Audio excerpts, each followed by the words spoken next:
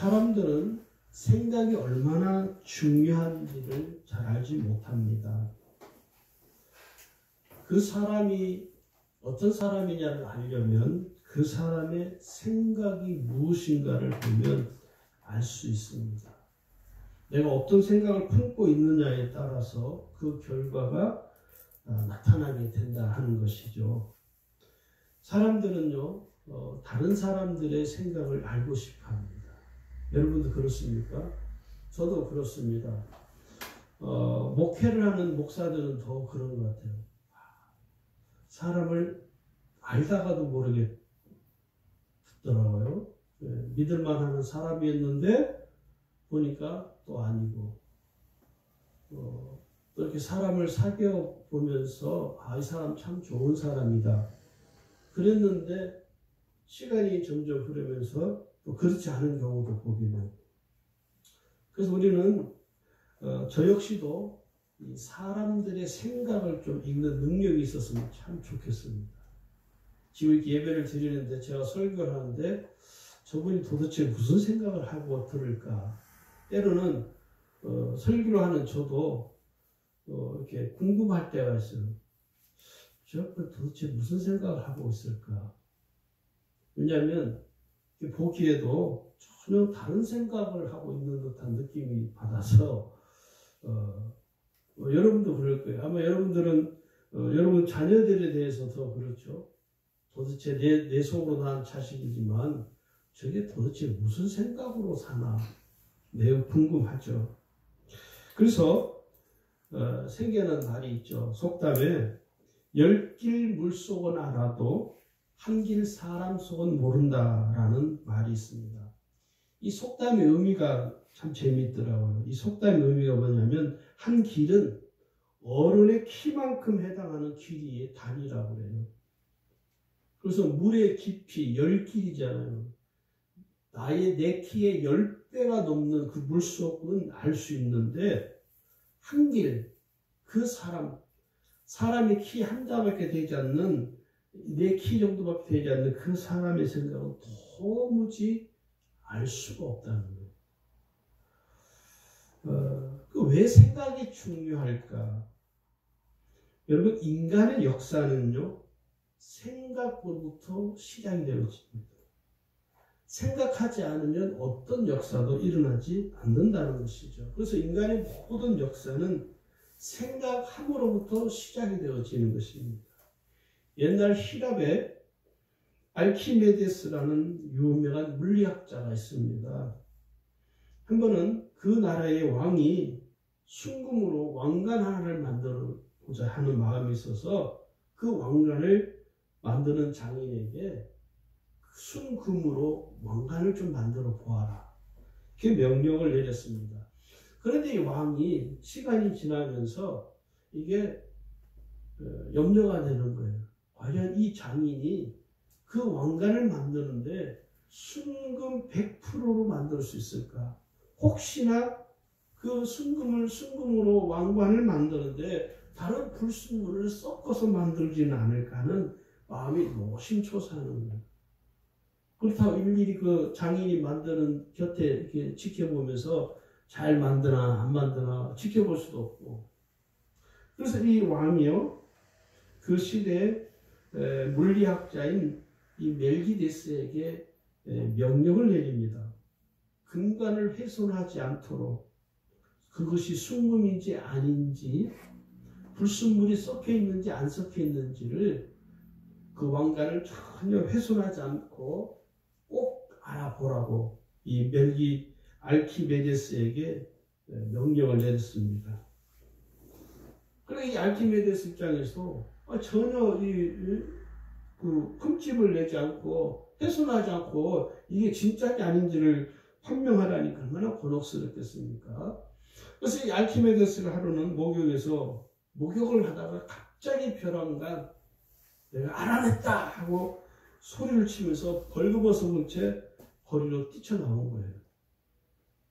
금관을 깨뜨리지 않고 훼손하지 않고 이것이 순금인지 도금을 한 건지 불순물이 섞여 있는지 안 섞여 있는지를 발견을 한 것입니다. 그게 물리학의 기초가 됐다고 해요. 이게 무슨 말이냐면 좀 어려운 말인데 여러분 모르셔도 됩니다. 같은 종류의 물체라면 그리고 같은 부피면 물속에서도 같은 무게를 갖는다는 이론이 이 물리학의 기초 이론이라고 해요. 그래서 이 순금 왕관과 같은 부피의 순금은 물속에 무게가 같겠지만 물속에서 무게가 틀리면 둘 중 하나는 가짜라는 거예요. 이해가 되십니까? 모르셔도 됩니다. 물리학을 제가 여러분에게 말하려고 하는 것이 아니니까. 이 알키메데스가 이 이론을 발견하자 왕이 어떻게 알아냈냐고 물어왔습니다. 왕이, 야, 너 어떻게 이것을 알아냈느냐? 간단해요. 대답은 알키메데스가 이렇게 대답합니다. 저는 항상 그것만 생각했습니다. 간단하죠. 또 재미있는 비슷한 일화가 있습니다. 실제 실화이죠. 만유인력을 발견한 아이작 뉴턴. 우리가 학교에서 다 배운 내용이죠. 아이작 뉴턴이 사과나무에서 사과가 떨어지는 것을 보고 이 만유인력의 법칙을 발견했잖아요. 그 사람들이 뉴턴에게 묻습니다. 선생님, 사과나무에서 사과가 떨어지는 것은 어제 오늘이 아닌데 어떻게 그렇게 위대한 이 원리를 발견했습니까? 라고 그 아이작 뉴턴에게 사람들이 질문을 하니까 이 아이작 뉴턴의 대답이 이겁니다. 저는 언제나 그것만 생각하고 있었습니다. 깊이 생각하는 가운데 이 만유인력의 법칙을 발견한 것이죠. 알키메데스가 물리학의 기초가 되는 원리를 발견한 것도 뭡니까? 그것만 생각했다는 거예요. 요즘 그걸 무슨 말이에요? 집중력이라는 것입니다. 네. 요즘은 자주 쓰는 말이 선택과 집중이라는 말을 많이 쓰죠. 오늘 이 생각하는 능력, 그래서 생각은요 곧 힘이라고 그러고요, 생각은 곧 능력이라고도 말을 하는 것입니다. 왜 그러면 우리가 예수님을 깊이 생각해야 되느냐? 여러분 예수님을 깊이 생각해 보신 적이 있으신가요? 예수님은 어떤 분입니까? 예수님은 나에게 무엇을 원하실까? 예수님은 내가 어떻게 하기를 원하실까? 여러분 깊이 예수님에 대해서 묵상해 보신 적 있으십니까? 오늘 저는 이 생각에 관해서 특별히 예수님을 깊이 생각하는 삶에 관해서 좀 말씀을 하려고 합니다. 왜 우리가 예수님을 깊이 생각해야 되느냐 하면 첫 번째 이유는 진리를 따르기 위함입니다. 예수님은 진리라고 말씀하셨습니다. 내가 곧 길이요 진리라고 말씀하시죠. 요한복음 14장 6절에 말씀하시기를 예수께서 가라사대 내가 곧 길이요 진리요 생명이니 나로 말미암지 않고는 아버지께로 올 자가 없느니라 말씀하셨습니다. 오늘 우리의 삶은 여러분, 저와 여러분의 삶은 진리를 따르는 삶입니다. 할렐루야. 그러니까 내가 진리를 따르는 삶을 살기 위해서 어떻게 해야 됩니까?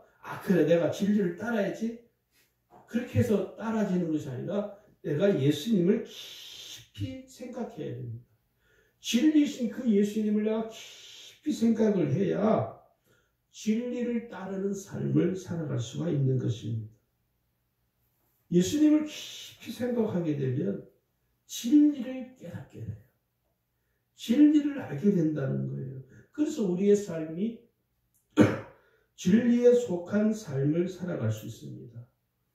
베드로는 여러분 예수님을 깊이 생각하지 못했습니다.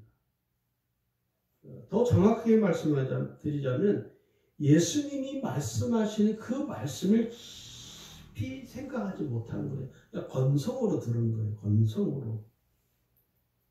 그러다 보니까 주의 말씀을 건성으로 듣다 보니까 어떤 일이 벌어지냐면 예수님이 분명히 말씀했거든요. 너가 닭이 울기 전 3번 나를 부인하리라. 분명히 말씀했거든요. 그런데 이 베드로는요, 주의 말씀을 그냥 건성으로 듣는 거예요. 오늘 우리가 그렇잖아요. 누가 무슨 말을 하면 잘 집중해서 생각해서 듣는 것이 아니라 그냥 건성으로 듣습니다. 그러니까 생각하지 못하고 건성으로 듣다 보니까 어떻게 됩니까? 실수를 많이 하는 거예요. 늘 입에 달고 사는 사람들이 있어요. 죄송합니다. 미안합니다. 그런 분들은요, 자기 자신이 어떤 것을 집중해서 생각하지 못하고 누군가가 나에게 말하는 것을 집중해서 듣지 못하는 건성. 그래서 신앙도 그냥 건성으로 하는 거예요. 대강하는 것이죠. 여러분 한번 생각해보세요. 만약에 예수님이 말씀하신 것을 베드로가 깊이 생각하며 집중해서 들었더라면 그의 삶은요, 통곡하고 후회하는 일은 없었을 것입니다. 오늘 우리가 진리를 따르지 못하는 이유는 오늘 내가 예수님을 깊이 생각하지 못하기 때문에 그런 거예요. 두 번째 이유는 왜 우리가 예수님의 생각을 예수님의 생각을 예수님을 깊이 생각해야 되느냐면 두 번째는요, 주의 생각이 높기 때문입니다. 내가 예수님을 집중하여 더 깊이 생각해야 되는 것은 내 생각보다 주의 생각이 더 크고 높으십니다. 여러분은 여러분의 생각을 어떻게 신뢰하십니까? 여러분은 여러분의 생각 자체를 신뢰하시나요? 저는 신뢰를 안 갈 때가 더 많아요. 왜냐하면 이 내 생각이 과연 옳은 생각이냐, 올바른 생각이냐, 주님이 정말 기뻐하는 생각이냐를 두고 한참 고심하기 때문에 내 생각이 결코 주의 생각보다 높다고 말할 수 없는 것입니다. 이사야 55장 8절 9절에 분명히 말씀합니다. 여호와의 말씀에 내 생각은 너희 생각과 다르며 내 길은 너희 길과 달라서 하늘이 땅보다 높음 같이 내 길은 너희 길보다 높으며 내 생각은 너희 생각보다 높으니라. 할렐루야. 내 생각보다 주의 생각이 더 크고 위대한 거예요. 그러니까 오늘 우리가요, 내 생각대로 살지 말고 어떻게 해야 됩니까? 주의 생각을 품고 주의 생각을 따르는 삶을 살아야 됩니다. 그러려면 어떻게 해요? 내 생각을 버려야 돼요. 내 생각이 때로는요, 육신적이고 감정적인 생각이 많을 때가 더 많습니다. 그 내 생각이 어떤 때는 이 감정적이어서 이 감정이라는 것은 여러분 수시로 변하거든요. 아침에 감정, 점심때 느꼈던 감정, 저녁에 느꼈던 감정이 다 다릅니다. 사람은요, 감정의 동물이라고 하잖아요. 감정의 영향을 받을 수밖에 없는 것이죠. 그런데 내 생각 자체가 감정적인 생각이 더 많습니다. 그래서 내 생각을 신뢰할 수가 없는 거예요. 그럼 누구의 생각을 신뢰해야 되느냐? 주의 생각을 우리가 온전히 신뢰해야 된다는 것이죠. 그래서 내가 주님을 깊이 생각해야 될 것은 내 생각보다 주의 생각이 언제나 옳고 언제나 바르기 때문에 그 주의 생각을 우리가 품게 될 수 있는 겁니다. 그 다음에 세 번째는요, 왜 예수님을 깊이 생각해야 되느냐면 예수님과 동행하기 위해서 그렇습니다. 내가 예수님을 더 깊이 생각하며 살아야 되는 이유는 예수님과 동행하는 삶을 살아가기 위함입니다. 여러분, 동행이란 무슨 말입니까? 쉽게 말하면 함께 하는 거예요. 남녀가 서로 죽고 못 살아서 서로 열렬히 사랑합니다. 그럼 어떻게 해요? 야, 이제 우리 함께 하자. 그래서 뭐 하죠? 결혼을 하는 거예요. 결혼이 뭡니까? 함께 하는 겁니다. 우리 부모 세대들은 참 불행하죠. 결혼을 해서 남편과 아내가 서로 함께 하지 못하는 거죠. 남자가 여자를 위해서 군림하는 그런 세대이기 때문에 어떤 면에서 부모 세대에서 특별히 그 어머니들이 참 불쌍한 거예요.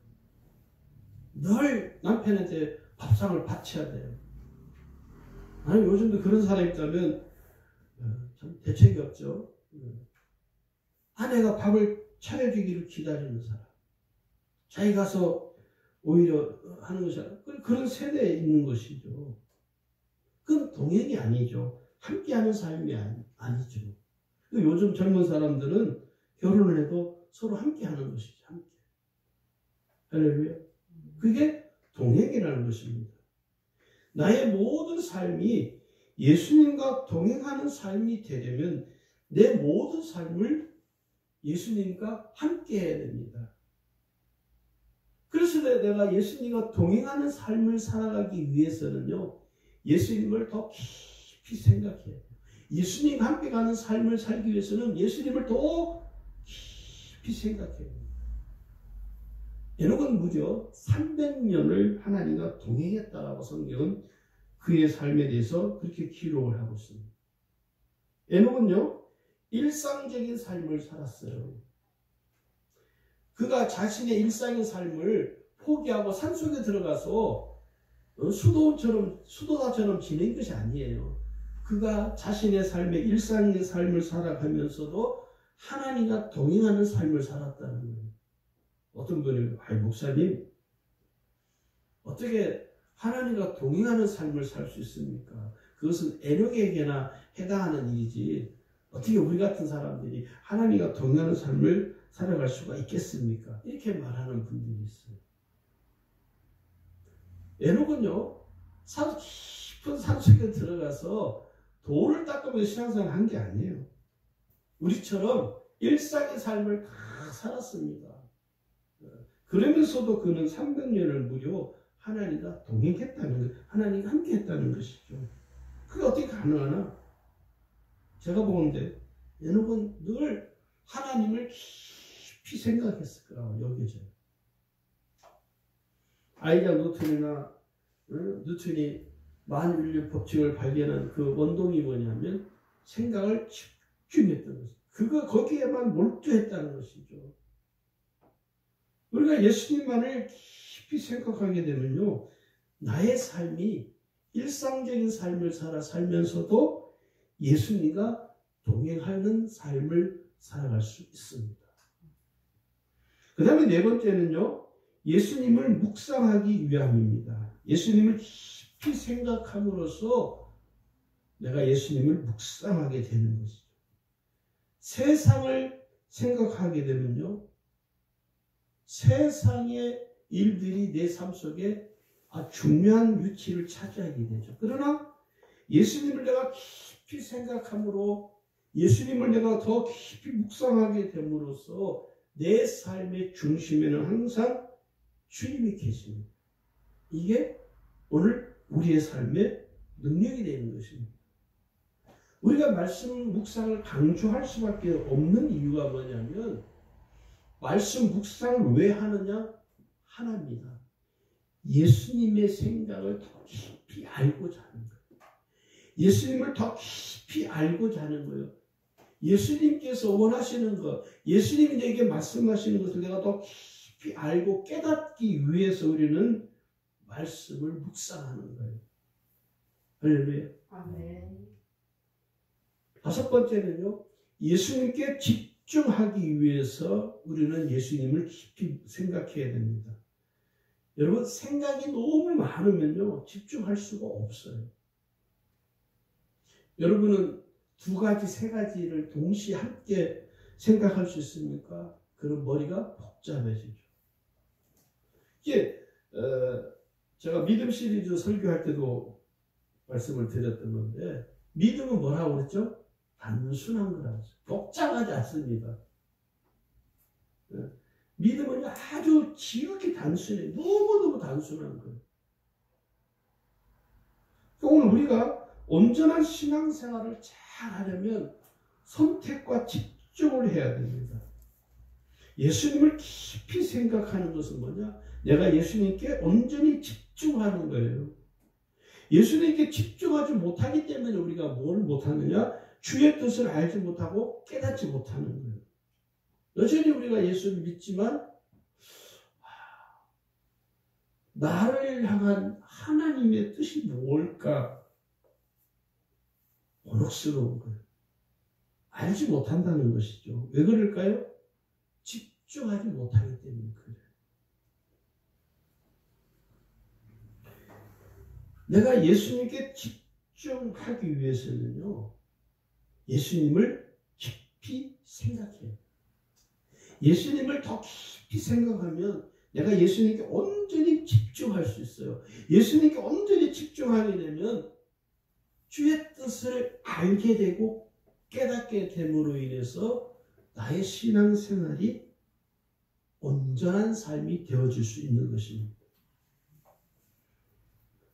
오늘날 대부분 성도들이 요즘 시대에 얼마나 빠릅니까? 그리고 얼마나 많은 것들이 홍수같이 쏟아져 나옵니까? 세상 돌아가는 일들. 나로 하여금 잠시라도 예수님께 집중하지 못하도록 우리의 삶을 이렇게 복잡하게 만들어 놨어요. 그래서 예수님께 집중하지 못해요. TV도 그렇고 우리가 살아가는 우리의 일상생활 속에서 우리가 손에서 놓을 수 없는 그 모든 것들이 뭡니까? 예수님께 집중하지 못하도록 이 세상이 지금 흘러가고 있습니다. 그걸 못 깨닫기 때문에 내 손에서 이걸 못 놓는 거예요. 이걸 너무 마치 무슨 큰 일이 날 것처럼 이 손에서 놓을 수가 없는 거예요. 하루 온종일 이 손에서 이걸 놓을 수가 없어요. 그러니까 뭐예요? 여기에만 집중하다 보니까 예수님께는 전혀 집중이 안 되는 거죠. 예수님께 자꾸는 집중이 안 되기 때문에 하나님과는 동행 꿈도 꿀 수 없죠. 내가 주의 뜻을 위해 주의 뜻을 따르는 삶은 내게서는 일어나지 않는 거죠. 그러면서 성도들이 뭐랍니까? 힘들다. 신앙생활이 너무 힘들다. 예수 믿는 게 이렇게 힘들고 어려운가라고 푸념하는 그런 일들이 벌어지게 되는 것입니다. 여러분, 내가 예수님께 집중하기 위해서는, 선택과 집중을 하기 위해서는 어떻게 해야 됩니까? 이 세상의 것들을 때로는요 차단할 수 있어야 돼요. 이 세상의 것들을 내가 잠시라도 차단할 수 있는 이 마음이 있어야 내가 선택과 집중을 할 수 있습니다. 최소한은 여러분 일주일에 한 번 정도는 세상의 모든 것들을 한번 차단해 보세요. 처음에는 쉽지 않을 겁니다. 내 손에 있는 거 어떻게 이걸 놓을 수 있죠? 이 목사님 해도 너무 하시네. 이 손에 있는 게 얼마나 귀한 건데, 이게 얼마나 내가 가장 소중히 여기는 것인데, 이걸 내가 어떻게 손에서 놓을 수 있습니까? 그것을 차단할 수 있는 사람이 예수님을 생각할 수 있어요. 나로 하여금 예수님을 깊이 생각하지 못하게 만드는 것이 내 손에 있는 이거입니다. 이거 차단하지 못하면 당신은 영원히 주님께 집중할 수 없습니다. 그래서 주님의 뜻과는 전혀 엉터리, 주님의 뜻과는 전혀 상관없는 자기 마음대로 살아갈 수밖에 없다는 거예요. 여러분, 세상을 차단하면요 비로소 예수님이 보이기 시작합니다. 세상을 차단하면 진짜 여러분의 모습을 볼 수 있어요. 여러분, 지금 내가 말하는 것이 나의 모습입니다. 지금 내가 보는 것이 내 모습이고요. 지금 내가 가는 곳이 나의 모습이고요. 지금 내가 만나는 그 사람이 나의 모습이에요. 세상을 차단하면 비로소 보이지 않던 것들이 비로소 보이기 시작해요. 하나님이 보이기 시작해요. 비로소 세상을 차단해야 놀라운 은혜들이 내 눈에 보여지기 시작해요. 어떤 분이 목사님들 강조하는 영의 눈이 열려야 된다. 믿음의 눈이 열려야 된다. 은혜의 눈이 열려야 된다는 게 무슨 말입니까? 여러분 세상을 차단해 보세요. 그러면 은혜의 눈이 열리기 시작하고요. 믿음의 눈이 열리기 시작하고요. 은혜의 눈이 열리기 시작합니다. 내가 세상을 차단하지 못하기 때문에 내 눈이 안 보이고요. 내가 깨닫지 못할 뿐인 겁니다. 저는 가끔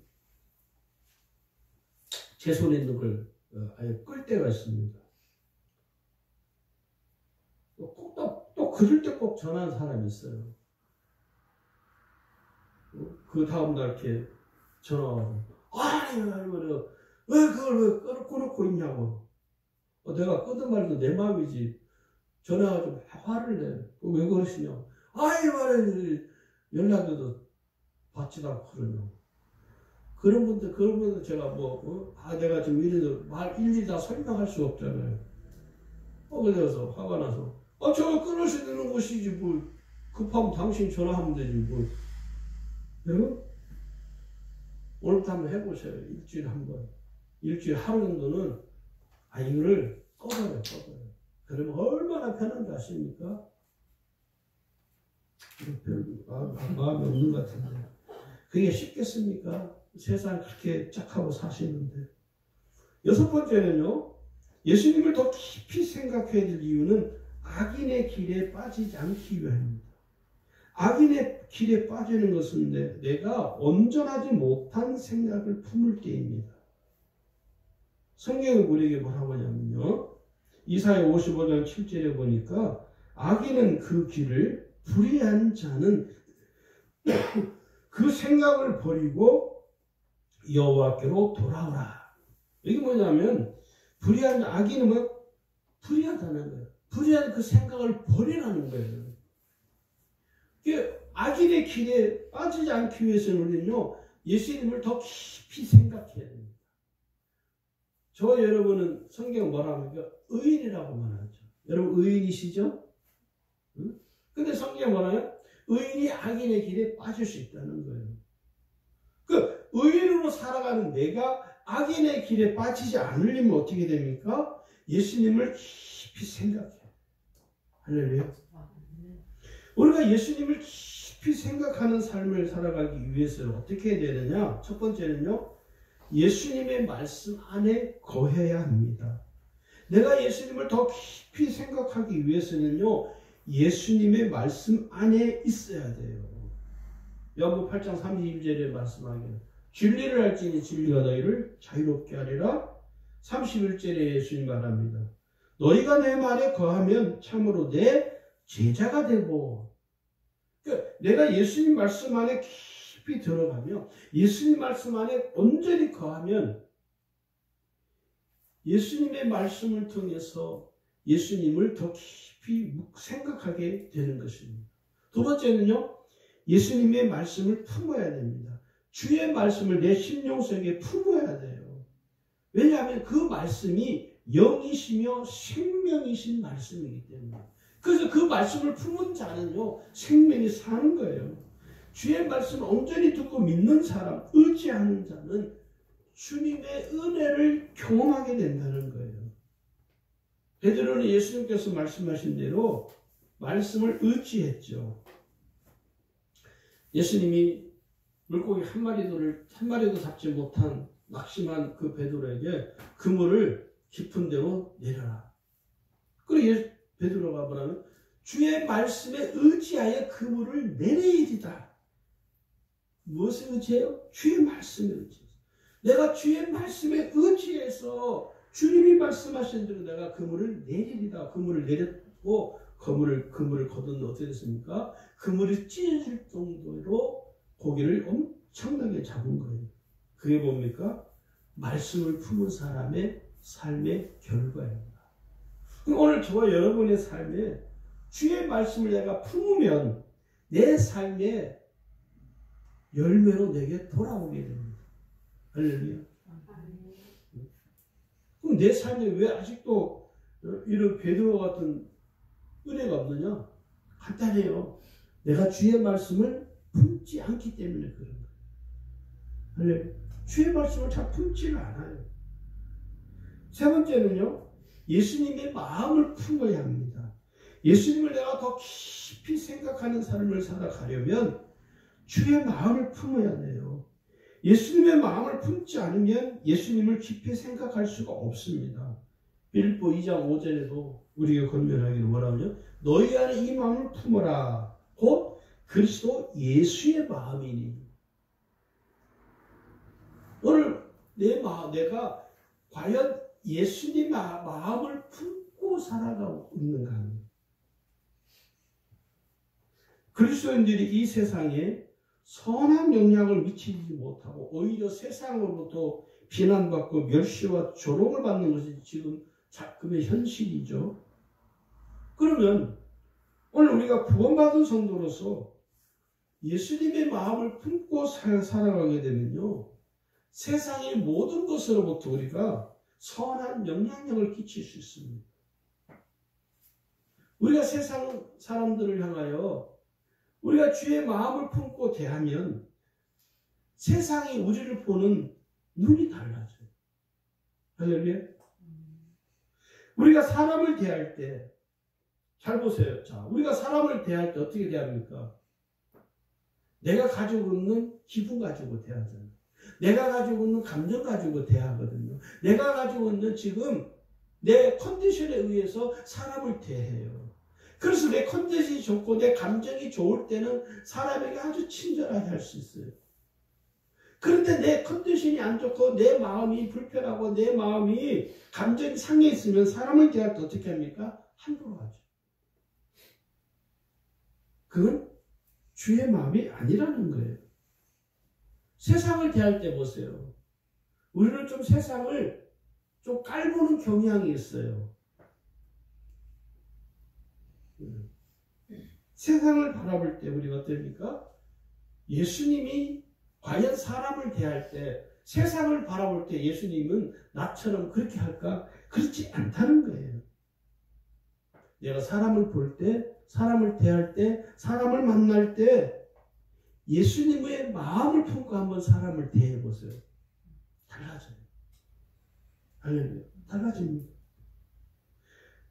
이런 거죠. 과연 예수님이라면 어떻게 하실까? 과연 예수님이라면 어떻게 하실까? 이런 거예요. 내가 사람을 대할 때 이 마음을 품는 거죠. 예수님이라면 이 사람에게 어떻게 대하실까? 함부로 하시지 않죠. 내가 사람에게도 함부로 하다가 예수님이라면 이 사람을 어떻게 대하실까? 이 마음을 품으면 나의 태도가 달라질 수밖에 없는 거죠. 우리가 모든 것을 이러한 관점으로 바라보면 오늘 주께서 우리에게 지혜를 주심으로 말미암아 우리가 세상에 선한 영향력을 미칠 수가 있습니다. 할렐루야. 이게 참 중요합니다. 네 번째는요, 예수님께 복종하려는 생각을 지녀야 합니다.